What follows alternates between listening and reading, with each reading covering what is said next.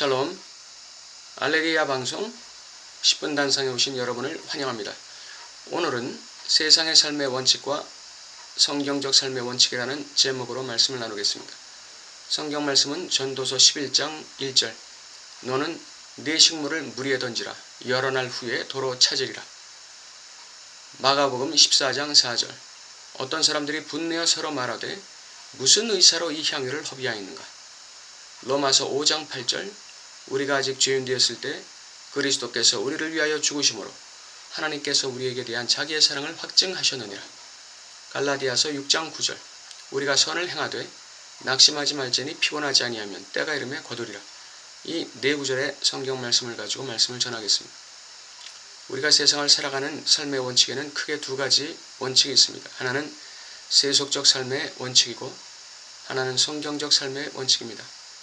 세속적 삶의 원칙의 중심에는 내가 있고 나의 이기심과 나의 이익과 나의 행복과 쾌락이 있습니다. 여기에는 하나님이 계시지 않고 이웃도 배제되어 있습니다. 그러나 성경적 삶의 원칙에는 그 중심에 하나님이 계시고 나 자신을 사랑함처럼 이웃을 고려하고 이웃을 생각하는 선하고 아름다운 마음이 있습니다. 이웃의 유익과 행복을 고려하고 고민하고 그것을 위해서 나 자신을 양보하고 나아가 희생하기까지 하는 그런 아름답고 고귀한 영적 태도 그리고 정신적 태도가 있습니다. 오늘 하나님께서는 전도서 11장 1절 말씀을 통해서 우리에게 우리의 식물을 물 위에 던지라고 요구하고 있습니다. 우리가 먹을 음식물을 물 위에 던진다는 것, 물 위에 던진다는 것은 무모한 일이죠. 물 위에 던지면 고기밥이 될 수도 있고 부패할 수도 있고 그냥 바다로 떠내려갈 수도 있습니다. 굉장히 무모하고 헛된 행동이죠. 그런데 하나님께서는 우리의 삶에서 이러한 행위를 하라고 말씀하고 있습니다. 왜냐하면 그러한 행위를 통해서 누군가 그 음식물이 필요한 사람이 그 음식물을 취하게 될 수도 있을 것이기 때문입니다. 구약시대에는 추수가 끝나면 땅에 떨어진 곡식 나달을 그대로 놔뒀습니다. 지나가는 행인이나 나그네나 빈곤한 사람이 그것을 주워갈 수 있기 때문이었습니다. 신약 성경에도 이와 비슷한 일이 있었습니다. 이와 같은 무모한 행동을 했던 한 여인이 있었습니다. 그 여인은 예수님이 식사하시는 곳에 와서 자기가 일평생 모아두었던 저축금, 저금, 소위 결혼 지참금이라고 하는 옥합, 향유가 든 옥합을 깨뜨려서 예수님의 머리에 그 향유를 부었습니다. 그러자 많은 사람이 그 여인을 책망했습니다. 그 향유를 300데나리온 이상에 팔아서 가난한 사람들에게 줄 수 있었는데 저게 무슨 헛된 낭비냐 하면서 그 여인을 책망했었죠. 그러나 거기에 대해서 예수님이 뭐라고 반응하셨습니까? 가만두어라. 저 여인이 나에게 좋은 일을 행했다. 이렇게 말씀하셨습니다. 그러면서 이 여인의 행한 일이 복음이 전파되는 어디서든지 말하여져서 저를 기념하게 되리라고 그 여인의 행위를 칭찬하셨습니다. 자기의 복음에 전파되는 그곳에 여인의 행위가 전파되리라고 말씀하셨습니다. 인간으로서 누릴 수 있는 최고의 행복이고 최고의 영광이 아닐 수 없습니다. 자기 식물을 물 위에 던지는 것이나 이 여인이 예수님의 머리에 자기의 모아두었던 향유를 부었던 사건이나 모두 공통적인 것은 무모한 행동이었습니다. 세속적인 삶의 기준으로 볼 때에는 지극히 낭비적이고 허비적인 그러한 행동이었습니다. 그런데 인간만 그런 행동을 한 것일까요? 하나님은 어떤가요? 우리가 아직 죄인 되었을 때 그리스도께서 우리를 위하여 죽으셨다고 말씀했었고 우리가 아직 죄인 되었을 때 그 독생자를 우리에게 아낌없이 속죄의 제물로 보내주셨던 하나님에 대해서 성경은 말씀하고 있습니다. 그렇다면 이 하나님의 행동, 그 아들 예수님의 행동은 어떤 행동일까요? 우리의 세속적 관점에서 볼 때는 그보다 무모한 행동이 없을 것입니다. 우리가 하나님께 관심조차 없을 때 하나님께서는 그 아들을 우리에게 보내셨습니다. 다시 말하면 우리에게 던지셨습니다.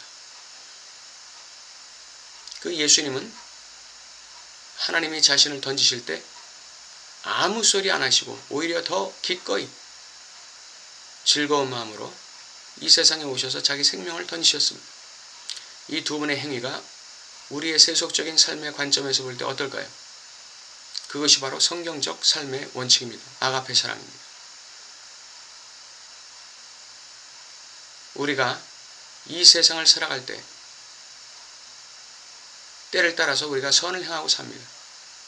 이웃이 알아주든지 알아주지 않든지, 사람들이 인정하든지 안 하든지, 주변 사람이 보든지 보지 않든지 우리는 때를 따라 선을 행하고 삽니다. 그러나 선을 행한 결과 사람들의 칭찬과 인정이 주어지기는커녕 도리어 오해와 책망과 질시의 눈과 비판이 뒤따를 때가 많습니다. 그럴 때 우리는 하나님을 생각해야 합니다. 예수님을 생각해야 합니다. 우리를 위해서 아낌없이 자기 자신을 허비하신 하나님, 우리를 위해서 아낌없이 자기 생명을 허비하신 예수님을 생각해야 합니다. 그리고 참고 인내해야 합니다. 그래야 우리가 피곤해지지 않습니다.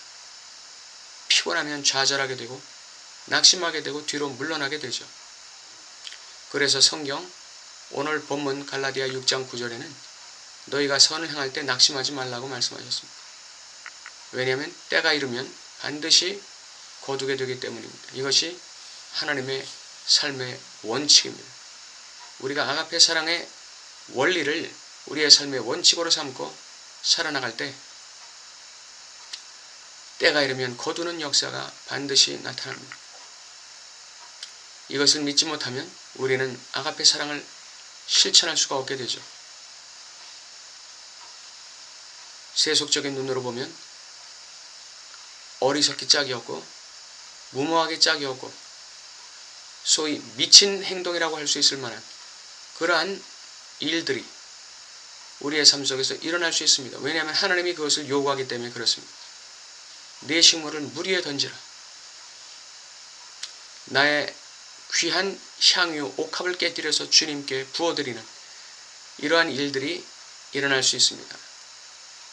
교회를 위해서도 그런 일이 있을 수 있고 우리의 주변의 이웃을 위해서도 그러한 무모한 행동이 있을 수 있습니다.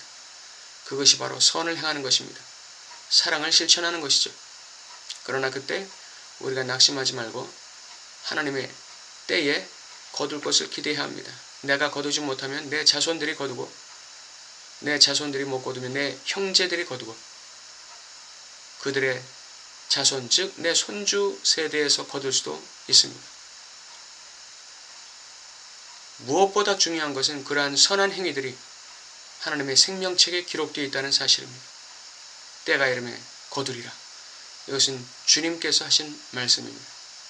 여러분의 삶 속에 이와 같은 성경적 삶의 원칙이 날마다 적용되고 실천되어 나가는 역사들이 여러분과 저의 삶 속에 계속되기를 예수님 이름으로 바랍니다. 감사합니다.